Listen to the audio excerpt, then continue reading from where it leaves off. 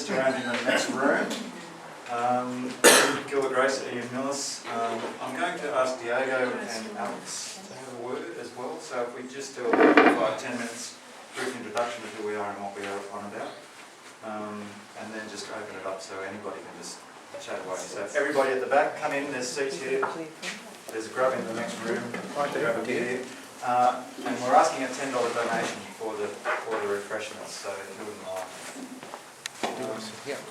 Seeing as this is meant to be my youth, I was the first RC resident or resident in the small room, the Gilbert room, and I was working on both my MFA thesis, which because I couldn't get it sorted when I was at home, it was good to have a space outside of the home to actually come and think about things and get some feedback from new faces and new thoughts. And to work on the Green Ring and the Kandos project at the same time. I also helped set up the permaculture, not set it up, but did a bit of construction work out the back. So I got the gardens happening. Briefly, my passion for the last 8 years has been the Sydney Green Ring. I see this as a template for what could happen at Kandos, on the roadway between Kandos and Ralston, because they've already got an established bicycle path and people are interested in actually setting up something like the sculpture by the sea, so having the sculptures arranged on that bicycle path linking Kandos and Ralston.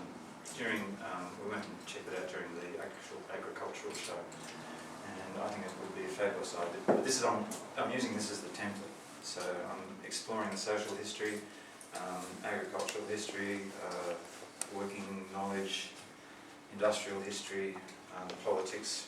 So the Green Ring encapsulates the green bands, etc. Gilbert, you might need, for people who don't know what the Sydney Green Ring is, to just briefly explain. Okay, so anyone who can read a map should be able to read that this is the southern, inner southern and inner west of Sydney. When Sydney was first colonised, the major drinking water came from first the tank stream, then Busby's bore brought water from the Lachlan Swamps, which is over here in Centennial Park, into Hyde Park. The next freshwater source was actually down on the mill stream down here towards Botany, which was dammed, and that became agricultural and polluted, so the same way that they all became agricultural, industrial and then polluted. And they tried to set one up down at Tempe, and that just became instantly polluted. And so all of these spaces, because they were polluted and not valued, were basically left undeveloped. So they remained as a green ring around Sydney. When you look at it from the sky, from Google Maps or whatever, you see this green ring, it just jumps out at you. It was actually part of the 1948 Cumberland Plan as well. So you can see it on the Cumberland Plan. It's there, it's very definitely marked out. And trying to save this as a resource for people to get more green space and to get people to actually recognise the green space, what value it does for people.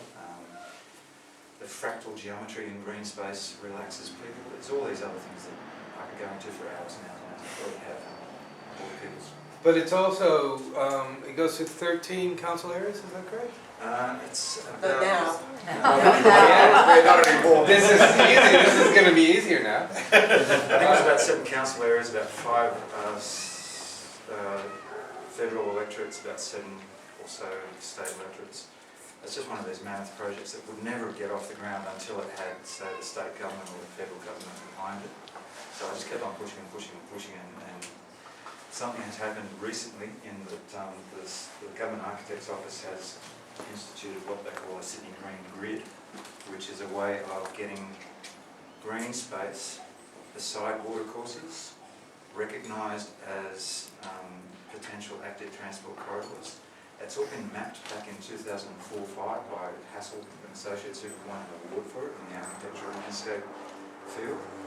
And all of that stuff is already out there. That's where I've got my information from and derived the Green Ring, because I think there's a special sort of impetus to get the Green Ring recognised because of its colonial heritage value and because it's got so many schools in the area. So the idea is that children will learn better, or even adults learn better in an open air environment. All of this stuff has been proved. It's out there in the real world, floating around in trying to grab as much of that knowledge as possible and bring it back. Kandos, this is Ian's design from the Cementa 13. It caused the most heartfelt laughter and stirred the most passion and got people talking and thinking, and I went back to Cementa at 15 and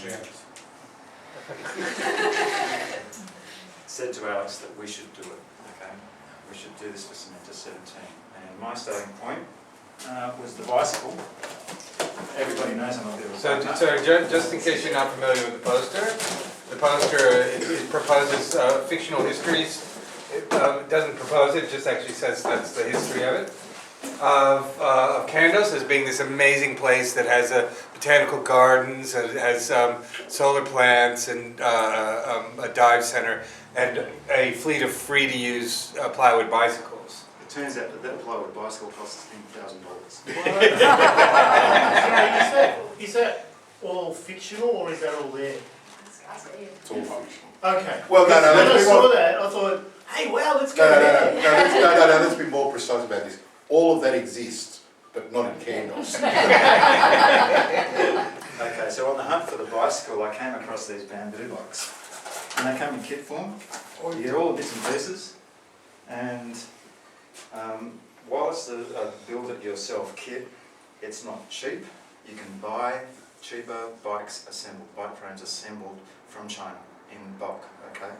The idea with this one is that you build it yourself. And from there, of course, when I saw the original design, Probably wheels. nope. But I do have the other bits and pieces that go with it, I just have to find the wheels. This is actually hemp rope, okay? This is not the original way that I saw it. The original hemp I saw was just this matted fibre, okay? And this is what you use to hold the joints together with epoxy glue, okay? The minute I saw fibre, hemp fibre, bamboo, I thought ground, Alex's land project, the residency, everything just started to fall into place, and from there it's just blossomed. So that's my little diatribe.